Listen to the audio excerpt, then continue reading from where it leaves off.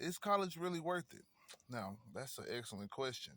As you can see, you know what I'm saying? The average amount of student debt in America right now, you know what I'm saying? Or not as of right now, I want to say this was as of 2000, like 22 or some shit. But it could definitely have went up or down at this point. But the point is that this is the average amount of student debt that people come in out of after getting out of a 4-year university, or you know what I'm saying, getting a bachelor's degree. And this is crucial, you know what I'm saying, because 38% of college dropouts admit to dropping out because of financial pressure. And this right here shows that pretty much even when, you know what I'm saying, you don't complete, you still come out with some type of debt. You know what I'm saying? Maybe not as much as the you know what I'm saying, average, you know what I'm saying, but at the end of the day, you come out with some debt because usually you'll have to, even financial aid won't cover, you know what I'm saying, a year's tuition in a whatchamacallit university. This is some of the most recent listings of Texas colleges and Texas universities. And as you can, this is on the number right here on the far this part right here. These are classes. These are books and other supplies for the class. This is room and board. Okay, you add that together with whatever these other fees over here are. I forgot necessarily, but and you get your yearly total or 2 semesters of college in the universities here in Texas. That's highway robbery at this point, man. Like, you know what I'm saying? Man. And when you have high paying, unskilled jobs like these here that'll get you in the high 5 figures, is going to college and starting out in the workforce maybe anywhere from, you know what I'm saying, the 29,000 range to $100,000 in debt. Is it really worth it?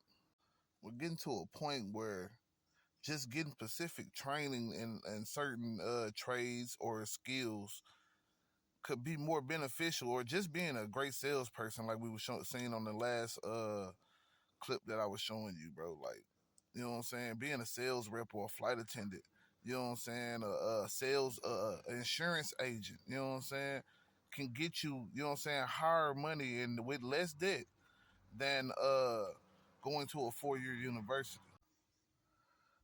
These right here are showing the increasing cost of tuition from the 1980s to 2020.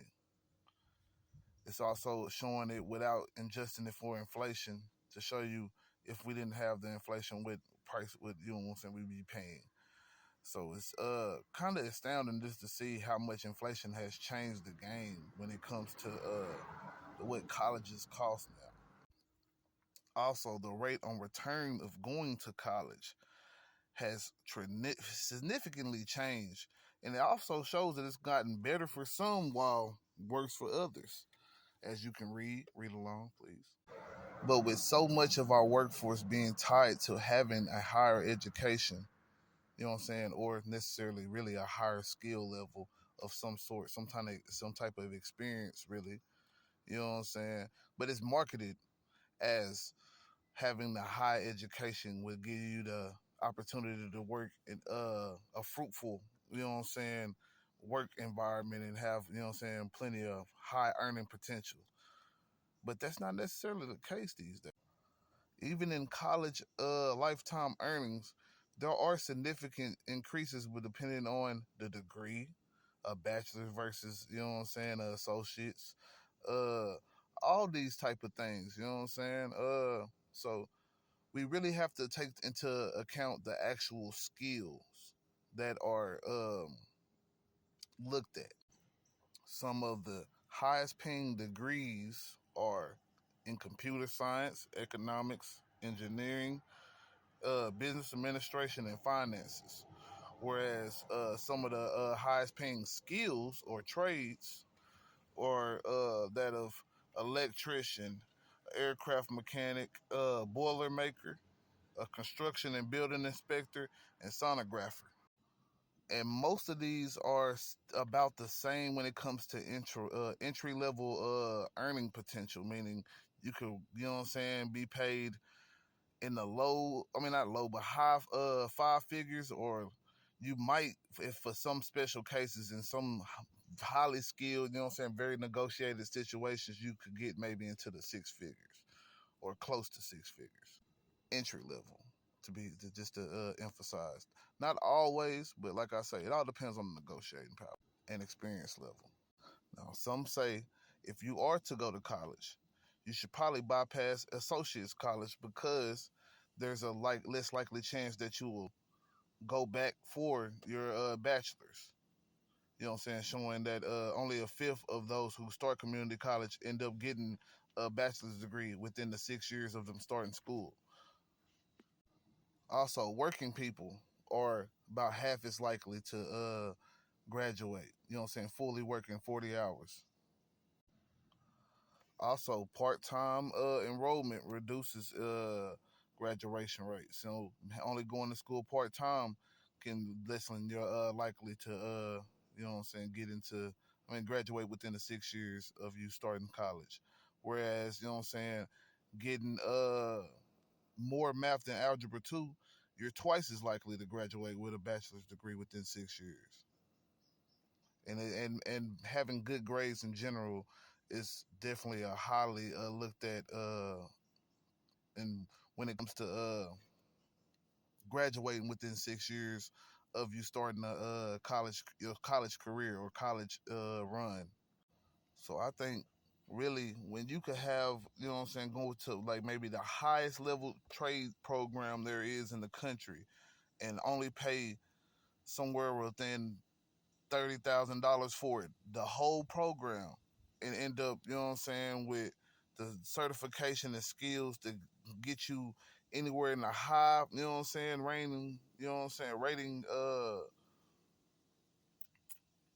positions of society, and getting anywhere in the high five figures to early six figures entry level. Whereas you could be get that same type of job with a 4 year degree, but you also are over $30,000 in debt. The choices kind of contrast very. I mean, they like the contrast. You can see the differences. You can see the benefits and shit. Like especially when it comes to earning potential within your first, you know what I'm saying, 5 or 6 years, 5, 10 years of you becoming, joining the workforce and shit like that. So this really, you know what I'm saying, is a cost way benefit on yourself if you really are determined to be whatever. Like my degree field in particular, uh, which I never finished, statistic. I am one of those statistics. But my degree field in general, electrical engineering, could cost me anywhere from 36,000 to 100,000 for my bachelor's degree. You know what I'm saying? Whereas if I go and become an electrician, it could cost me 1,000 to 20,000 for like a 4 level program or something, a trade school. And pretty much getting a trade at these points could be pretty much free. You know what I'm saying? With the earning potential being anywhere from